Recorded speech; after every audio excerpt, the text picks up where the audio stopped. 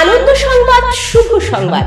আগামী 24 এবং 25 জানুয়ারি 2025 ময়না মৎস্য উন্নয়ন কমিটির পরিচালনায় ময়নার নতুন পুকুর সংলগ্ন ভান্ডারচণ্ডীর মন্দির মাঠে শুরু হতে চলেছে ময়না অ্যাকোয়া এক্সপো 2025। তাই সমস্ত মৎস্য চাষী এবং মৎস্য ব্যবসার সঙ্গে যুক্ত সবাইকে সাদর আমন্ত্রণ। উদ্বোধন করলাম আনুষ্ঠানিকভাবে গ্যাস বেলুনের উঠিয়ে ময়না অ্যাকোয়া এক্সপো, যেটা শুরু হবে 24 জানুয়ারি এবং 25 জানুয়ারি 2025। সেই কিন্তু দুদিন আমাদের এক্সপো চলবে।